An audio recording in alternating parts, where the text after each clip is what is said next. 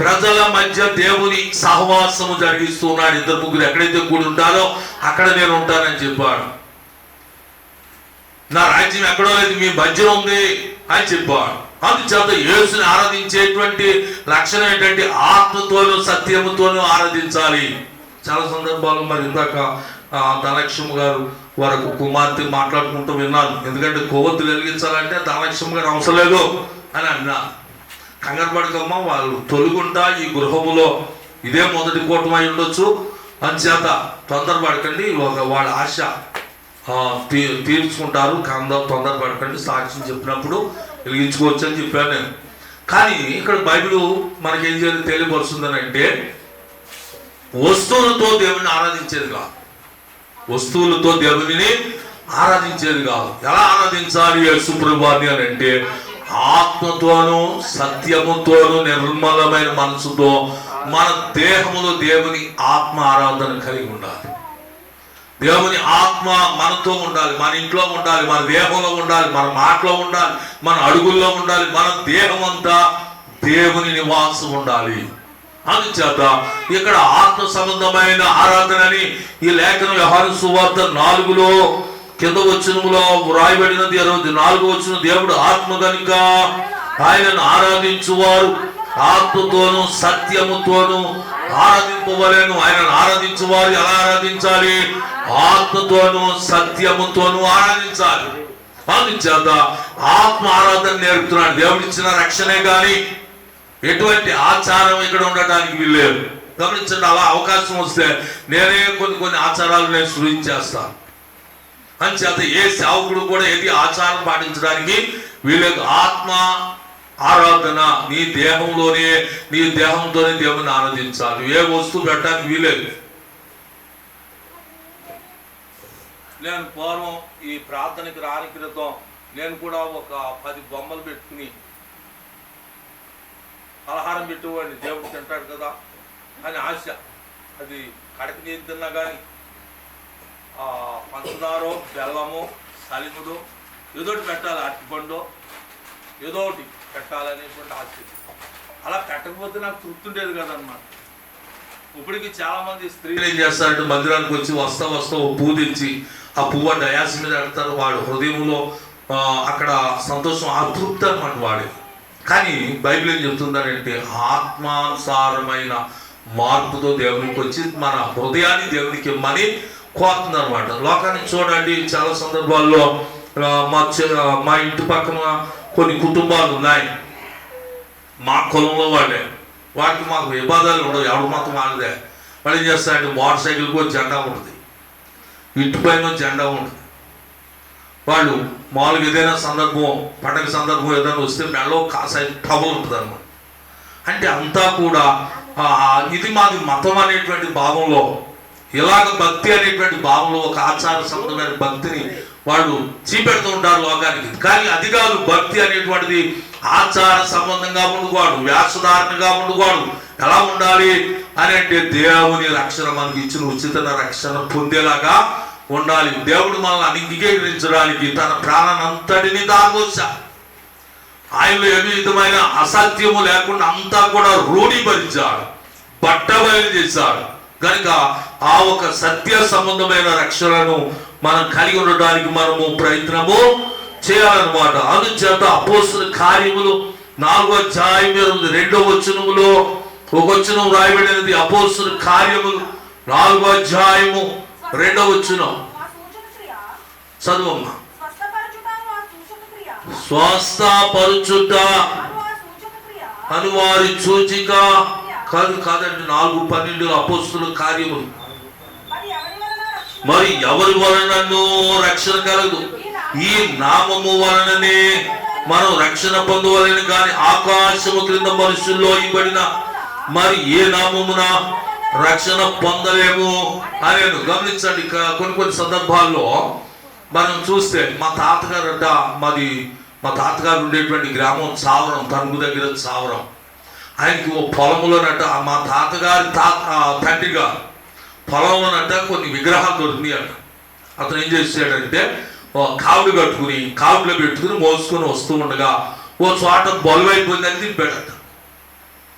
దింపి ఉబ్బితే అక్కడ కానీ మంచినీళ్ళు తాగి కొంత అలసట తీసుకుని మళ్ళా లేకపోతే లేపలేకపోయాడట. అక్కడ ఏం జరిగిందంటే ఒక దేవాలయం కట్టారు, ఒక దేవత ఆరాధన అక్కడ జరుగుతుంది. ఆ గ్రామంలో మొదట ఏదైనా జాతర చేస్తే మా కుటుంబ పుట్టింటి దేవత పొట్టేలు అక్కడ బలివ్వాలి.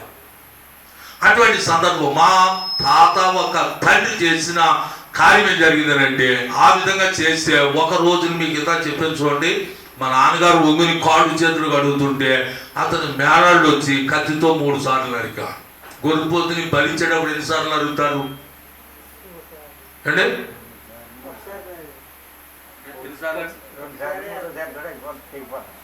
3 సార్లు లోపల అయిపోవాలి, అంతే కదండి, అంతకంటే ఎక్కువ నరకూడదు.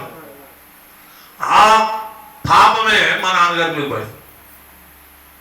ఆ పాపమే, ఆ 3 సార్లు నరికే పాపమే మా నాన్నగారి మీద పడింది. ఆ గాయం నుండి మేము రక్షింపడ్డాం కనుక సరే, అది తెలిసి తెలియని కాలం ఎవరైనా చేస్తారు, తెలవనప్పుడు ఎవరైనా చేస్తారు. ఒరే బాబు ఈ మార్గానికి వెళ్ళొద్దురంటే అది ఎవరొకరు చెప్తే ఆ మార్గాన్ని మానేస్తాం. అలాగనే అటువంటి సందర్భం నుండి దేవుడు చూసాడంటే రక్షణను అంగీకరించి ఇతరులకు రక్షణ, ఇందులో నాకు తెలిసింది ఇతరులకు బోధించేలాగా దేవుడు నన్ను ఇక్కడ గాయము నుండి తీసుకొచ్చి ఇక్కడ నిలబెట్టాడు దేవుడు. కనుక నాకు తెలిసినది నేను ఇతరులకు చెప్తున్నా. నేను దాన్ని పట్టి చూశాను, దాని బలాన్ని పొంది చూశాను.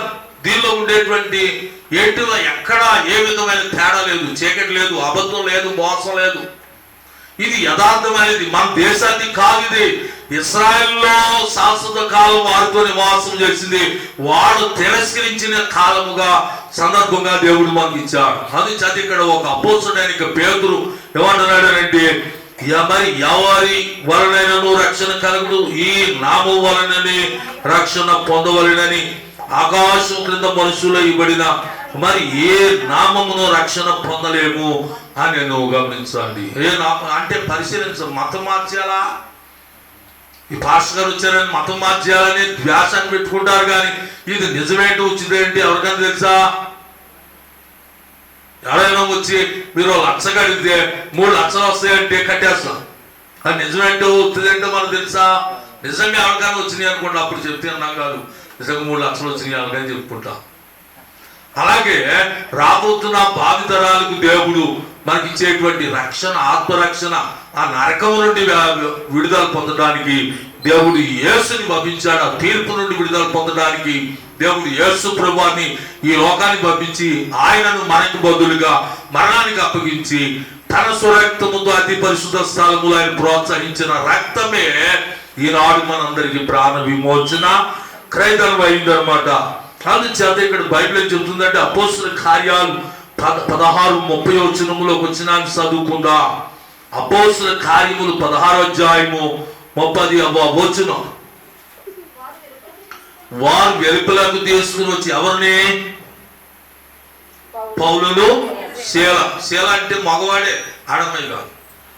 వాళ్ళిద్దరు అపోస్తులు, వాళ్ళని చెరసాలలో వేశారు. వాళ్ళు ఏం చేశారంటే, ఒక గ్రామం వెళ్తేనట ఒక అమ్మాయి పుతోను అనేటువంటి ఒక ఆత్మతో ఆమె ఏం చెప్తుందంటే, ఈ వీళ్ళు మీకు రక్షణ సువార్తమానం బోధించడానికి వచ్చారు, వీళ్ళు దేవుని సేవకులని అరుస్తుందట. ఆమె ఒక యజమానికి ఒక గద్దె మీద నుండి ప్రవచిస్తే ఆ ప్రాంతం వాళ్ళంతా ఆ యజమాని దగ్గరికి డబ్బులు ఇచ్చుకుని వచ్చి అతనికి ఆ గిఫ్ట్ చెల్లించి ఆ ప్రవచనాన్ని విని వెళ్ళేవారు. అక్కడ ఆ ఒక దెయ్యపు ఆత్మ చేత ఆమె మాట్లాడేది పుతోని దెయ్యము చేత. అయితే యేసు వాళ్ళు ఏం చేశారంటే, 2 రోజులు చూశారు, 3 రోజులు చూశారు. మన గురించి ఆమె చెప్తుంది, మీరు రక్షణ ప్రకటించేవారని బోధిస్తుంది, కానీ ఈ పిల్లకు రక్షణ కావాలంటే ఆ దెయ్యం ఆమెను విడిచిపోతే ఈ అమ్మాయి రక్షణ పడుతుందని ఏం చేశారంటే, ఆ దెయ్యమును విడిచిపోను కాకంటే వెళ్ళిపోయింది. ఇప్పుడు గద్దె మీద కుగ్గబెడితే మాట్లాడుతున్నా. తర్వాత అప్పుడు వాళ్ళు ఏం చేశారంటే, తీసుకువెళ్ళి రచ్చబండ దగ్గర తీసుకువెళ్ళి బెత్తాలతో కొట్టి సరసాలు పాడేశారనమాట. తెల్లారితే ఏం జరుగునో, శిక్ష ఏదైనా మరణశిక్ష విధించునో, లేకుంటే ఎక్కువ పొడిగించి జైలు శిక్ష విధించునో, వాళ్ళ రాత్రి సరసాలు వేస్తే వాళ్ళు ప్రార్థన చేశారట, పాటలు పాడారట. ఆ రాత్రి సరసాల పునాదులు అదిలేయట. అప్పుడు సరసాల నాయకుడు ఏం చేశాడంటే, ఈ ఖైదీలందరూ పారిపోయారు అనుకుని ఆనాటి ప్రభుత్వపు అధికారులు ఏం చేశారంటే తను తానుగా పొడుచుకుని చనిపోతానికి ప్రయత్నం చేస్తే, మేమంతా ఇక్కడే ఉన్నాం, నువ్వు ఏ హాని చేసుకోవద్దు, మీకు లోబడి మేము ఉన్నాం అన్నప్పుడు ఆ జైలధికారి పౌలుని శీలని ఇంటికి తీసుకువెళ్ళి వారి గాయాలు కట్టి సువార్త అవలంబిస్తే ఆ సువార్తను వాడు నమ్మి ఇతరులకు కూడా వాడు కూడా ప్రకటించారనమాట. అటువంటి రక్షణ సువార్త. ఎందుకంటే ఇది ఉపయోగపడేది. ఎందుకంటే చాలా సందర్భాల్లో ధనలక్ష్మ గారు మరి ఆమె సాక్షి చెప్పారు. సరే, కొంత సందర్భాల్లో ధనలక్ష్మ గారు కలిగిన అనుభవం ఏంటంటే, నేను ఆమెకు చెప్పేవాడిని, మీరు మానకుండా ప్రార్థనకు వచ్చినంతసేపు ఏ అనారోగ్యం మీకు దగ్గరికి రాదు. మీరు ఎప్పుడైతే మానేస్తారో అది మీ మీద దాడి చేస్తుంది అని చెప్పాను. అట్లాగే ఒక పాముని మనం ఇలా పట్టుకున్నప్పుడు ఆ పాముని పట్టుకున్నా చెప్పి దానివల్ల మనకు హాని రాదు. ఎప్పుడైతే దానికి కింద పడేస్తామో అది మనకి కాటేస్తుంది. ఎందుకంటే ఇది సువార్త కూడా సహవాసంలో ఉంటే సమస్యలు దూరంగా ఉంటాయి. సహవాసంలో ఉన్నప్పుడు సమస్యలు దూరంగా ఉంటాయి. సహవాసానికి దూరం అయిపోయినప్పుడు వారానికి వెళ్ళవలసిన ఆరాధనకి నెలకోసారి వెళ్ళాం అనుకోండి, సమస్యలు మనకి దగ్గర అవుతూ ఉంటాయి. అందుచేత మనం లోకంలో కలిసిపోకూడదు, సహవాసంలో కలిసిపోయి నువ్వు దేవుని ఆరాధనలో నువ్వు స్థిరపడితే దేవుడు నిన్ను ఆశీర్వదిస్తాడు, ఆరోగ్యం ఇస్తాడు, అన్ని విషయాల్లో. ఎందుకు అలా ఉంటుంది అని అంటే, మనం అటువంటి సమస్యలు ఉన్న లోకంలో ఉన్నాం, మనం అటువంటి సందర్భాలున్న ప్రదేశాల్లో ఉన్నాం, అటువంటి మనుషుల మధ్య మనం ఉన్నాం కనుక మనం దేవునికి దగ్గరగా ఉంటే సమస్యలకు దూరంగా ఉంటాం అనమాట. అందుచేత దేవుని యేసుని అంగీకరించి అన్ని విషయాల్లో కూడా విడుదల పొందడానికి ఇది రక్షణ మన వరకు దేవుడు ఉచితంగా ఇచ్చింది కనుక దీన్ని వెంబడించడం ద్వారా మనకి పాప పరిహారం కలుగుతుంది, ఆరోగ్యం కలుగుతుంది, అన్ని విషయాల్లో మేలులే జరుగుతాయి, కానీ అపజయం అనేటువంటిది జరగదనమాట. అందుచేత ఇది ఉపయోగపడేది కానీ ఇది వ్యర్థమైనది మాత్రం కాదనమాట. ఇది ఉపయోగపడేది, మనకు ఉపయోగపడేది. దీన్ని ద్వేషించకూడదు, ఇది నిత్య జీవం. దీన్ని ద్వేషిస్తే దీనికి వ్యతిరేకంగా దీనికి ఆపోజిట్ ఎవరున్నారంటే మరణం ఉందన్నమాట. దీన్ని ద్వేషిస్తే మనం ఎవరికి పక్షాన్ని చేరినట్లు? మరణాన్ని పక్షాన్ని చేరినట్లు. అందుచేత అది మనకు ఉపయోగం చేస్తుందా? మరణపు దూత మనకేమో ఉపయోగం చేస్తుందా? నిత్య జీవం ఇచ్చే యేసు మనకు ఉపయోగపడతాడు. అందుచేత యేసుని అంగీకరించవలసి ఉంది, యేసుని ఆరాధించవలసి ఉంది. యేసుని ఆరాధిస్తే శాంతి, సమాధానం, నెమ్మది మనం పొందవచ్చు అన్నమాట. దేవుడి కొద్ది మాటలు మన గుడిలో దేవుడు దీవించును గాక. ఆమె చిన్న ప్రార్థన. మహాగణుడును సర్వోన్నతుడైన మధ్య సర్వశక్తిమంతుడాని స్తోత్ర. అందుచేత ఇదిగో 2 మంది ఏకీవింపబడిన ప్రతి ఒక్కరిని దీవించండి, గృహస్థులను దీవించండి, ఈ కుటుంబస్తులను మీరు ఆశీర్వదించండి, గ్రామస్తులను ఆశీర్వదించండి. ఈ సువార్త కోటమును బట్టి ఇగో వారు మొక్కుబడి సందర్భమైన కోటమును విడుదల కలిగించి శాంతికరంగా, ఆరోగ్యకరంగా, దీవెనికరంగా వర్ధనం చేసి ప్రతి కుటుంబాన్ని ఆశీర్వదించండి. ఇదిగో మీ ప్రేమ వారు తెలుసుకున్నట్లు, మీ యొక్క రక్షణ వారు గ్రహించినట్లు, అనేకులు ఈ రక్షణను అవలంబించినట్లు ఇగో ప్రతి ఒక్కరి మనోనేత్రాలు తెరచేసి దీవెనికరముగా, ఆశీర్వాదకరముగా వర్ధలింపజేసి దైవ ఆశీర్వాదాన్ని ఇంటిగా పెట్టి దయచేసి సమృద్ధి కల్పించి దీర్ఘాయువు కలిగించి ఆశీర్వదించండి. ఇగో ఈ గృహపు యజమాని ఇగో కాన్పోన నరసింహుడిగా వారి భార్య, వారికి మీరు ఇచ్చిన కుమార్తెలు, పెద్ద కుమార్తె మొదలుకొని చిన్న కుమార్తె వరకు వారిని దీవించండి, వారి అల్లుళ్ళని దీవించండి, వారి మనవలను దీవించండి. అట్లు వీరు యొక్క వ్యవసాయ రంగములు, పాడి పంటలు, వ్యాపారములు, ఉద్యోగములు, రేఖల కష్టార్జితములు, వారి మీద ఇచ్చిన సమస్తాన్ని దీవించి వర్ధలునట్లు దీవెనికరముగా, ఆశీర్వాదకరంగా వర్ధలింప చేసి దైవ ఆశీర్వాదం నిండుగా దయచేసి అన్ని రంగాల్లో దీవెన దయచేయమని ఇదిగో ముఖ్యంగా సాక్ష్యము చెప్పబడిన చిన్న బిడ్డను ఒకసారి జ్ఞాపం చేసుకోండి. ఆమె ఆపరేషన్ సందర్భంలో, డెలివరీ సందర్భంలో జరిగిన సందర్భాలను జ్ఞాపం చేసుకుని ఇదిగో మీరు చేసిన మేలులకి కోర్టు మర్యాద జరిగించారు. ఆ చిన్న బిడ్డను మీరు ఆశీర్వదించి మీరు వర్ధలింపు చేయండి. వారిని వారి యజమాని, వారి మీద ఇచ్చిన ఇదిగో కుమారులు, కుమార్తెలు మీరు ఆశీర్వదించి దీవించి దీవెనికరముగా ఇదిగో ఆశీర్వదించమని ప్రార్థిస్తున్నా. ఈ కూటాన్ని బట్టి విడుదల కలిగించి, శాంతినిచ్చి, సమాధానం ఇచ్చి ఇదిగో సమృద్ధినిచ్చి, కుటుంబంలో ఆరోగ్యాన్ని ఇచ్చి, స్వస్థతనివ్వని యేసు నామములో ప్రార్థన చేసి వేడుకొనిచున్నా పరమ తండ్రి, ఆమేన్. మరణంతో వందనాలండి. మరి దేవుని ప్రార్థన చేసుకుందాం. మన పర్వతం యొక్క కృప, ప్రియకుమారుని ప్రేమ, పరిశుద్ధాత్మ దేవుని అనున్య సహవాసం, నాథుని భద్రత కాపుదలియు సదాకాలం తోడేండును గాక. ఆమేన్. మరణంతో అందరికి వందనాలండి. మరి ఇప్పుడు వచ్చిన వారు బట్టి అందరికి భోజనాలు ఉన్నాయమ్మా. ఇప్పుడు వచ్చిన ప్రతి ఒక్కరి భోజనం